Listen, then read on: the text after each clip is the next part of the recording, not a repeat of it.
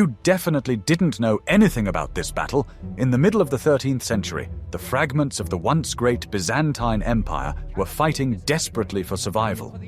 After the Crusaders captured and plundered Constantinople in 1204, several successor states arose from the ruins of the Orthodox world. Each of them considered itself the true successor to the Roman emperors and dreamed of regaining the capital. A powerful coalition formed against one of these states, the Empire of Nicaea. It seemed that the best knights of Europe, united with Greek separatists, would wipe the Nicene Empire off the face of the earth. But history decided otherwise, turning the expected massacre into one of the most ingenious and bloodless victories in history. This story is not about the clang of swords, but about the power of words, cunning, and psychology. It is a story about how the Byzantines forced their enemies to destroy themselves on the field of Pelagonia. Watch the video to the end, and you will learn how one quarrel at the dinner table decided the fate of an entire empire.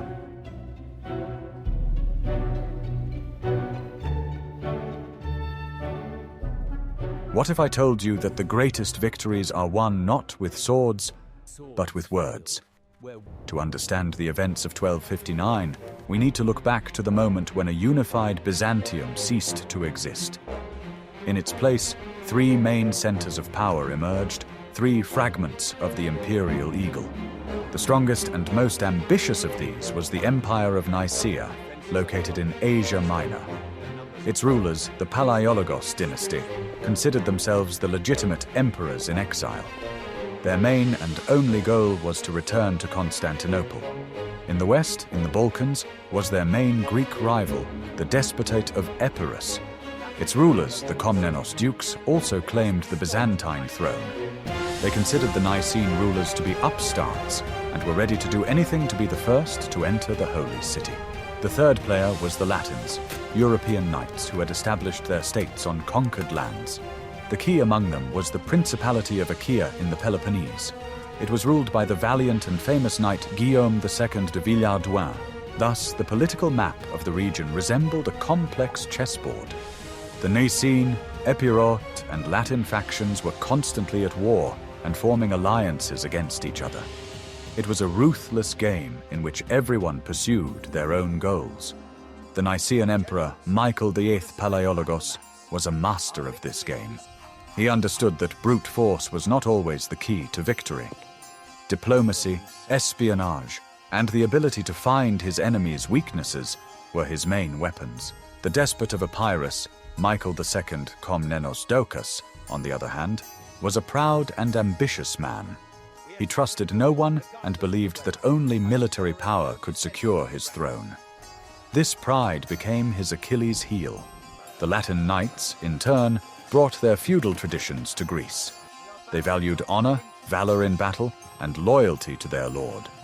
However, they found it difficult to understand the subtle and confusing Byzantine politics. It was on this clash of world views that the entire Nicaea strategy would be built.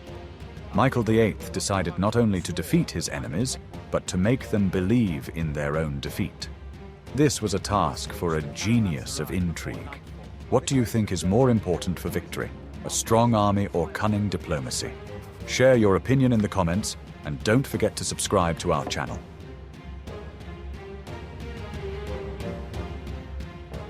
Are you ready to learn the bitter truth about a grand military alliance that was doomed to failure from the start due to internal contradictions? By the critical year of 1259, the impressive military successes of the resurgent Empire of Nicaea had become so obvious and threatening to all its neighbors that its numerous enemies finally realized. They must act immediately and jointly, combining their forces or be destroyed one by one. Thus was born one of the most powerful and ambitious military alliances of that time in the history of Latin Romania, aimed at the complete and final destruction of the Nicaean threat to the Byzantine revival. This was the last attempt by the Latins to stop the inevitable, the restoration of Byzantium by the exiles from Nicaea, and they gathered everything they could for a decisive blow, which became their last hope for preserving the conquests of 1204. The initiator and architect of this ambitious alliance was the proud and ambitious despot of Epirus, Michael II Komnenos Doukas. He soberly understood from the experience of defeat that alone he could not physically cope with the ever-growing military power of the Nicene under the leadership of Palaiologos. He desperately needed powerful allies with armies and resources, and he purposefully found them in the west among the Latin states of Greece. Michael was a pragmatist, ready to sacrifice Greek pride and ally himself with the hated Latin Crusaders for the sake of survival and his ambition to occupy the throne of Constantinople. The end justified the means, and he did not hesitate to ally himself with those whom the Greeks considered invaders and heretics, proving that politics knows no eternal enemies, only eternal interests. The influential Achaean prince Guillaume II de Villehardouin, ruler of the Principality of Achaea in the Peloponnese, became a key strategic figure in the alliance. He was one of the most respected military leaders and powerful rulers in all of Latin Greece, controlling the richest lands. To strengthen the alliance with dynastic ties, Michael II strategically married his eldest daughter, Anna Komnene Doukaina, to him, thus becoming related to the Latins. The marriage was not one of love, but of politics, an exchange of a woman for an army, typical feudal diplomacy, where daughters were bargaining chips for alliances, and Michael used his daughters as instruments of foreign policy without sentimentality, which was the norm of the era, where personal happiness was insignificant compared to state interests. Through another calculated dynastic marriage, the powerful King Manfred of Sicily, the illegitimate but talented son of Emperor Frederick II, joined the powerful coalition. He married another daughter of Michael II, the beautiful Helena Komnene Doukaina, and received important strategic cities on the coast of Epirus, Dyrrhachium, Avalon, and Corfu as a generous dowry. In exchange for the territories, he sent his father-in-law an elite detachment of 400 heavily armed Teutonic knights, professional killers in plate armor, to provide military assistance. These were the best warriors in Europe, hardened in the Crusades, and their presence dramatically changed the balance of power. 400 knights were worth 4,000 ordinary soldiers in terms of striking power, giving the coalition an advantage in quality that was supposed to compensate for any numerical superiority of the Nicene forces. Thus, the combined army of the Allies was truly impressive and diverse in composition. It consisted of Epirus Greeks Romans, Frankish knights from Achaea, German Teutonic knights from Sicily, and Italian mercenaries, as well as a multitude of mercenaries of various tribes from all over Europe.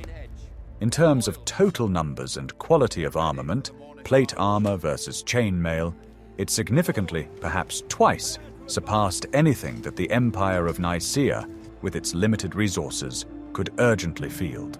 On paper, it was an invincible force, a combination of Greek cunning, Latin heavy cavalry, and German discipline that was supposed to crush any enemy in one blow. And the Allies were confident of an easy victory, already dividing up future trophies and lands before the campaign began. Each of the influential participants in this fragile alliance selfishly pursued their own personal goals rather than common ones. Michael II dreamed of finally defeating the hated Nicene Greeks and triumphantly taking the imperial throne in Constantinople himself as the legitimate heir of the Komnenos dynasty.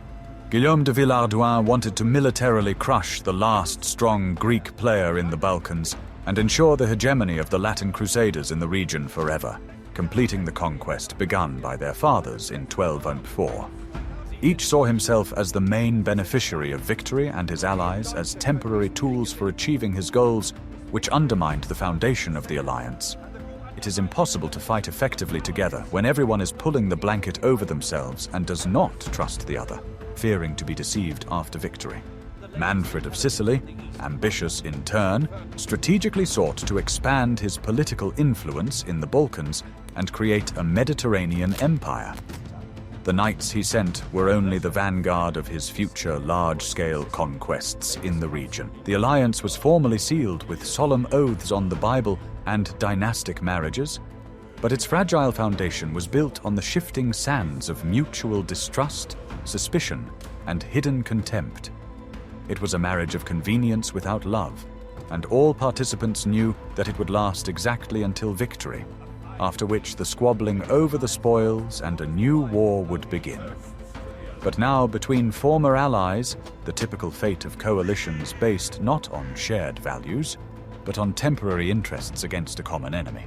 Michael's Epirate Greeks did not trust the Latin Franks and Germans, whom they considered arrogant invaders and heretical Catholics. The Latins in turn looked down on the Greeks with contempt, considering them cunning schemers, pampered and unreliable allies capable of betraying them at a critical moment. Each secretly hoped to deceive the other in the division of spoils and lands, preparing backup plans for betrayal. The language barrier exacerbated the mistrust. The Greeks spoke Greek, the Franks spoke French, the Germans spoke German, the Italians spoke Italian, and coordination was a nightmare, with orders lost in translation and rumors and suspicions spreading faster than the truth, poisoning the atmosphere of the camp with mutual paranoia. Nicaea's intelligence service, the logothete of the Dromos, was well aware of all these internal contradictions and cracks in the alliance through spies and defectors. Emperor Michael VIII Palaiologos, a brilliant strategist, understood deeply that the main fatal weakness of his numerically superior enemies lay not in the quality of their armor or the sharpness of their swords, but in their minds, mistrust, pride, and disunity. It was precisely this psychological crack of mistrust that he coolly decided to use to deliver his main crushing blow of division, rather than a frontal attack on the strongest point. Heavy cavalry. Palaiologos was a master of psychological warfare, understanding that victory is achieved not only with the sword, but also with the mind, capable of sowing panic and chaos in the enemy's ranks with one precise strike at the right moment, turning the enemy's strength into weakness through his own fears and suspicions. But what if Nicaea's main secret weapon in the upcoming battle was not the size or quality of its army, but the unique personality of the charismatic man who led it, its commander? In the next intriguing chapter, we will reveal the secret of the biography and talent of the legendary Nicene commander who will turn the tide of the campaign.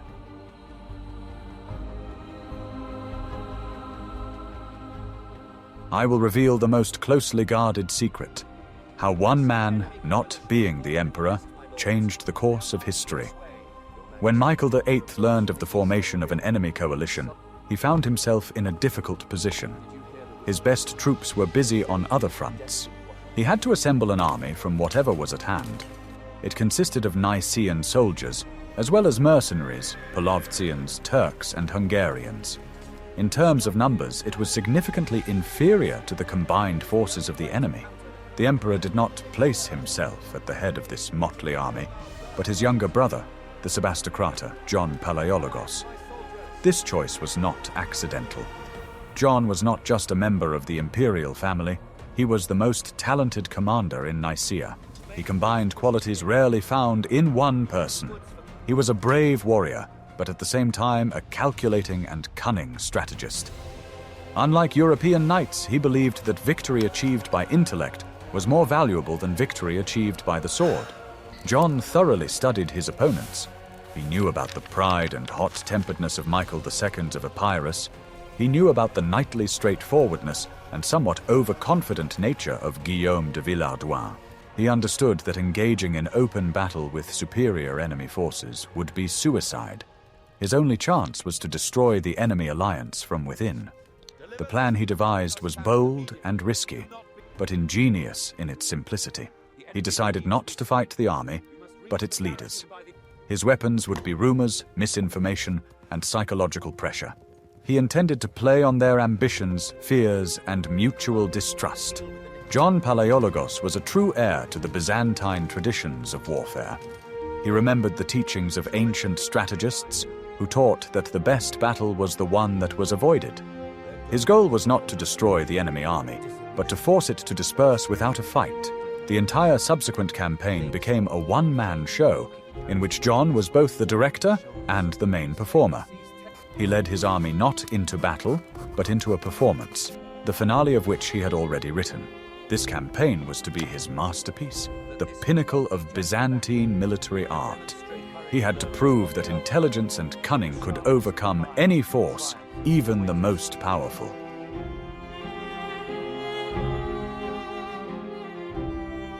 Guess what happened next when two powerful armies met in the same valley?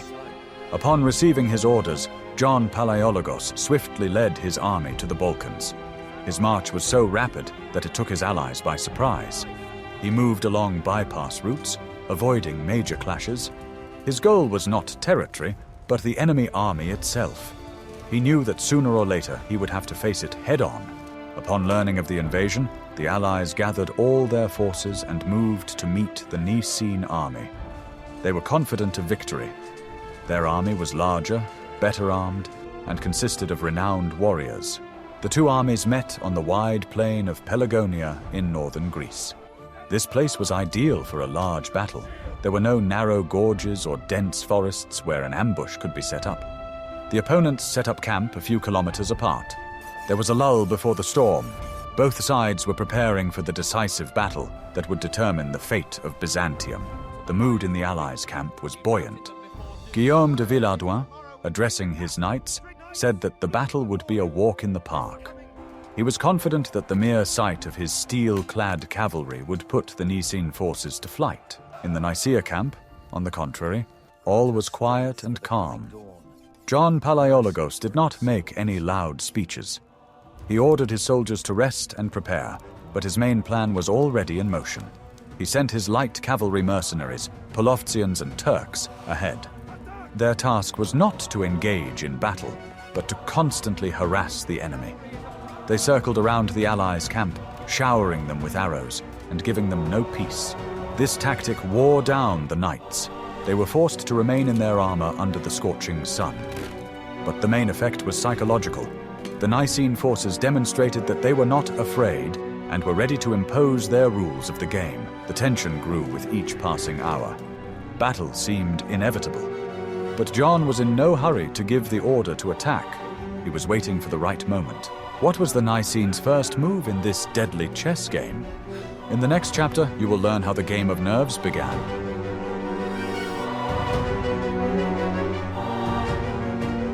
John Palaiologos' plan began to take shape as soon as the armies took up their positions. He did not attack the enemy camp.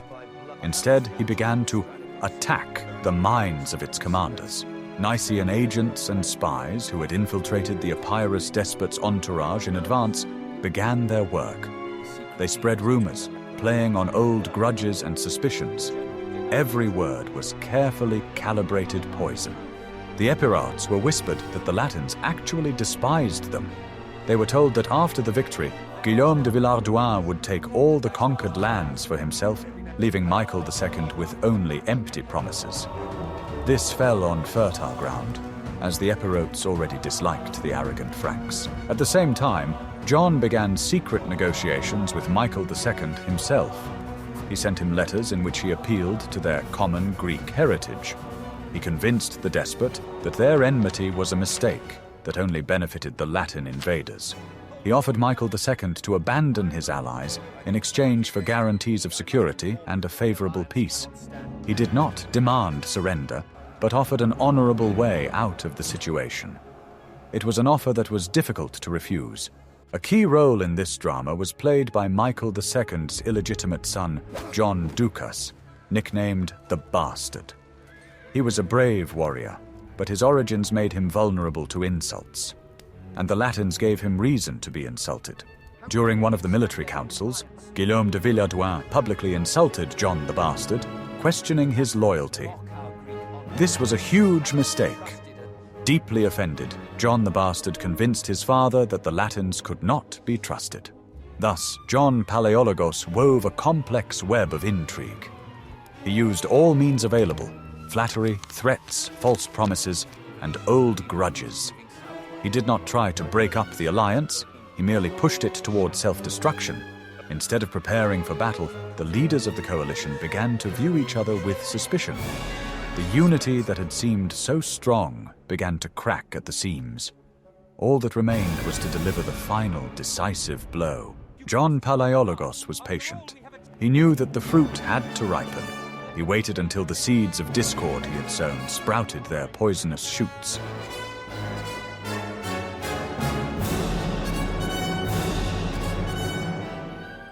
What if I showed you how one careless word could destroy an entire army? The climax came on the night before the decisive battle. The last council of war was held in the coalition leader's tent, which turned into a loud quarrel. The cause was a minor disagreement over tactics. However, behind it lay a deep mutual distrust. Guillaume de Villardouin, as the most experienced commander, demanded complete obedience to his orders. Michael II of Epirus, who considered himself the leader of the alliance, took this as a personal insult. The quarrel quickly escalated into mutual accusations. Old grudges and suspicions came to the surface. The last straw was a repeated insult to Michael II's son, John Bastard. After that, the humiliated and enraged despot of Epirus made his final decision. He realized that the warnings from Nicaea were true. Returning to his tent, he ordered his army to secretly leave the camp. Under cover of night, the entire Epirote army, which made up almost half of the allied army, quietly abandoned its positions. Michael II and his sons fled, leaving their allies to their fate. This was not just a retreat, it was treason. The Epirotes did not simply leave, they did not even warn the Latins of their decision. They left them alone with an enemy ready for battle. At dawn, the Latin and Sicilian camp woke up to a shocking sight. Where their allies' tents had stood just yesterday, there was now only an empty field. Panic and confusion gripped the army. They were now outnumbered. Their morale was shattered. They felt betrayed and abandoned. John Palaiologos, watching all this from his post, realized that his plan had worked perfectly. He had not shed a drop of blood, but had already won half the battle. The enemy coalition had ceased to exist. Now he faced a demoralized and weakened enemy. The hour of the decisive blow had come. The psychological war had been won, and it was time for the real battle. What did the Latin knights do, finding themselves outnumbered by an enemy ready for battle? In the next chapter, we will see how pride led them to disaster.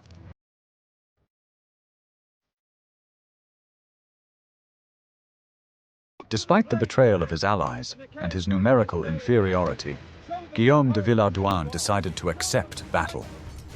As a true knight, he considered retreat to be a disgrace. He believed that the power of his heavy cavalry would be enough to crush the Nicene forces.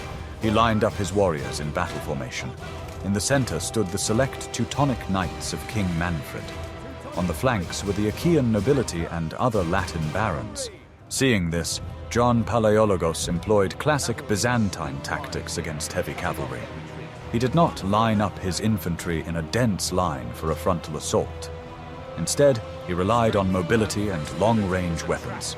He divided his army into 3 parts. He placed his best warriors, light mounted archers, Polovtsians and Turks, on the flanks. In the center, he placed Hungarian crossbowmen and Nicaean infantry. The battle was started not by knights, but by mounted archers. They swooped down on the flanks of the Latin army, showering them with a hail of arrows. They did not engage in close combat, but kept their distance, wearing down the enemy. The heavily armed knights could not catch up with the swift nomads. Every attempt to counterattack turned into a futile chase. The archers' arrows found gaps in the armor, incapacitating horses and causing confusion in the ranks. Seeing that his army was suffering losses without being able to respond, Guillaume de Villardouin gave the order for a general attack. This was exactly what John Palaiologos had been waiting for. An avalanche of steel-clad horsemen rushed towards the Nicaean center, but the Nicene army did not engage in battle. Hungarian crossbowmen fired several volleys, and then the infantry parted, allowing the knights to pass through their ranks. The attack, meeting no resistance, lost its momentum and faltered. At that moment, the mounted archers entered the fray again. They struck the knights, who were bogged down and had lost their formation, from the flanks and rear. The Latin army found itself surrounded, under crossfire from all sides. The formation was completely broken. What had begun as an organized attack turned into a chaotic retreat. The battle, which had never really begun, was lost.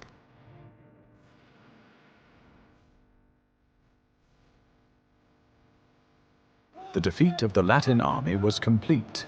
Having lost their formation and command, the knights fled. The Nicaean light cavalry pursued them, preventing them from regrouping.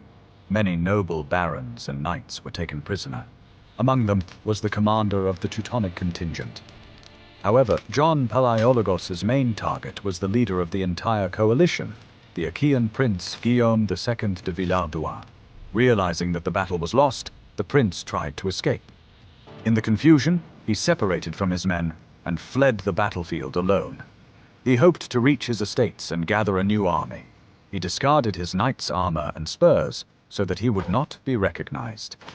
Changing into simple clothes, he hid in a haystack near the town of Castoria. There he hoped to wait until the pursuit had passed. However, Nicaean patrols combed the entire area in search of fugitives. One of the detachments discovered the hidden prince.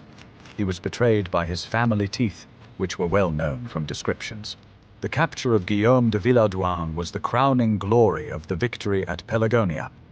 The Nicene forces had captured not just a noble prisoner, they had captured the most powerful and influential Latin ruler in Greece. Along with him, almost all the barons of the Principality of Achaea were taken prisoner. This meant that the strongest Crusader state in the Peloponnese was left without a leader. It no longer had a leader or an army. The news quickly spread throughout the region. It had a stunning effect. No one could believe that the renowned Achaean army, considered invincible, had been so easily and quickly defeated. For John Palaiologos, it was a triumph. He had not simply won a battle, he had captured the enemy king, ending the chess game with a brilliant checkmate.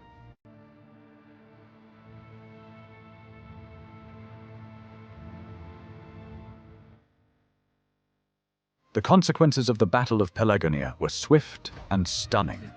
The Nicene army, encountering no further resistance, launched a rapid offensive against the possessions of its enemies. The strategic initiative passed entirely into their hands. The first target was the despotate of Epirus, whose ruler had fled the battlefield in disgrace. The Nicene troops entered Epirus and easily captured its capital, the city of Arta. Despot Michael II was forced to flee to the Ionian Islands. Thus, Nicaea's main Greek rival was taken out of the game. The dream of the Epirus rulers to take the throne of Constantinople was buried forever. Most of their possessions came under the control of the Byzantine Empire.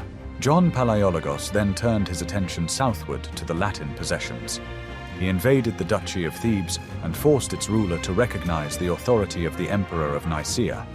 All of central Greece came under the control of Nicaea.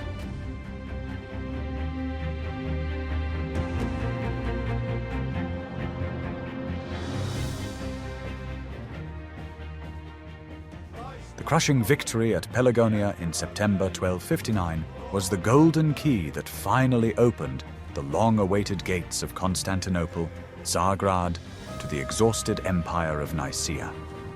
Although the sacred capital was not physically returned until 2 years later, in August 1261, it was the fateful events of 1259 that inevitably made this triumphant return possible and predestined. The defeat of the powerful Western coalition in one fell swoop completely eliminated the main military threat from the West, the Latins, who could no longer prevent the Byzantine revenge. Without Pelagonia, there would have been no liberation of Constantinople. Cause and effect were inseparable, and contemporaries understood that the real war for the capital had been won not at the city walls, but on a distant field in Macedonia 2 years earlier, where the fate of empires was decided in a single day and a single battle. Emperor Michael V, Palaiologos could now strategically focus all his limited military forces and resources on carefully preparing for the decisive campaign against Constantinople without distractions. He no longer had to constantly fear a treacherous blow from behind from the defeated Epirotes or captured Achaeans. They had been neutralized. His rear was safely secured for the first time in decades, allowing him to risk everything on one card: the storming of the capital. A secure rear is half the battle in war, because an army fearing attack from behind cannot fully concentrate on the enemy in front, always looking back and dividing its forces, while Michael had the luxury of concentrating all his forces on a single goal without fear, which was critical to the success of the risky undertaking of taking the fortified capital by sea and land.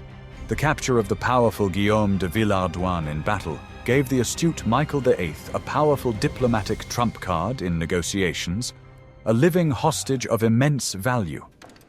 After several agonizing years of humiliating captivity in a Nicaean prison, the Achaean prince was morally broken and forced to accept an extremely humiliating peace on the victor's terms. In exchange for his personal freedom and life, he was forced to give the Nicene Greeks several important strategic fortresses in the south of the Peloponnese, the heart of his domain. It was a predatory ransom, but the alternative was death in prison or life imprisonment, so Guillaume chose dishonor and freedom over honor and death, which the Latins never forgave him for, considering him a traitor to the interests of the Franks for the sake of his own skin. Among these transferred fortresses were the impregnable Monemvasia on the rock, Maestras at the foot of Taygetus, and Maena in the mountains, key fortifications. They immediately became the first reliable bridgehead for the Byzantines in the Morea, the Peloponnese, the heart of the Latin possessions in Greece, from where they could advance. From this turning point in 1262, the Byzantines began a slow but steady reconquest of the entire Peloponnese, fortress by fortress, over the following decades. Maestras became the center of the Byzantine revival, the capital of the despotate of the Morea, from where the Greeks methodically pushed the Franks back to the west, taking city after city from them, until by the 15th century the entire peninsula had returned to Roman control. The reconquest took centuries, but it began with these 3 fortresses, obtained as ransom for a single prisoner. Thus, the once formidable principality of Achaea tragically transformed from a mortal enemy of Nicaea into a secondary, weakened power on the sidelines of history. It was irrevocably forced to switch to the strategic defense of its shrinking possessions and could never again seriously threaten the restored, powerful Byzantine Empire of the Palaiologos with offensive actions. Pelagonia broke the backbone of Latin Greece. After it, the Franks only retreated and lost land, unable to recover from the demographic and material losses of the battle and the loss of their best knights, whose death or capture left the principality without a military elite for a generation to come. The victory also significantly strengthened the personal position of the ambitious Michael VIII within the Nicaean Empire among the elite. His authority as a successful ruler-strategist and brilliant commander grew many times over in the eyes of his subjects and the army. Politically, this allowed him to finally consolidate his usurped power against the legitimate Lascaris dynasty and prepare for the final historic assault on Constantinople without internal opposition. Victors are not judged. Pelagonia's success silenced Palaeologus' critics, who accused him of usurping the throne from the young John IV Lascaris, because the results spoke for themselves. The empire expanded and triumphed under his leadership, and this justified any methods of coming to power in the eyes of pragmatic Romans who valued strength over legitimacy.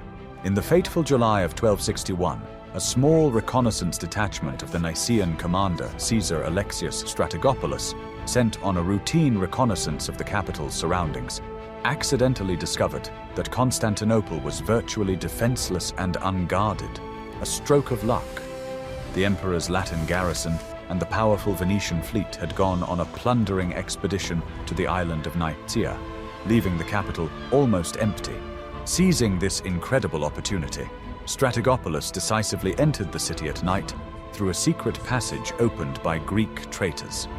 There was almost no resistance, a few hundred soldiers against a sleeping city, and by dawn, the banners of Nicaea were flying over the walls, shocking the world. The impossible had become reality without a storming or siege.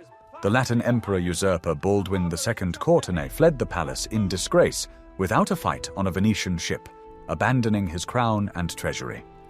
The city, which had been lost in disaster almost 57 years earlier in 1204, was triumphantly returned to its rightful Roman owners. We can see that the Battle of Pelagonia was not just a battle, but a brilliant special operation. John Palaiologos and his brother, Emperor Michael VIII, used not so much military force as a deep understanding of their opponent's weaknesses. They turned a powerful enemy alliance into an instrument of self-destruction. This story is a vivid example of the Byzantine approach to war, where diplomacy, intrigue, and psychology were valued no less than courage on the battlefield. Instead of crushing the enemy in a frontal attack, they forced it to collapse from within. It was a victory of intellect over brute force. The legacy of Pelagonia is enormous. This battle directly led to the restoration of the Byzantine Empire and changed the political map of the Balkans for centuries to come. It proved that even in the most desperate situations, the right strategy can bring tremendous success. Please suggest topics for future videos that you would like to see on our channel in the comments, and don't forget to subscribe so you don't miss new episodes.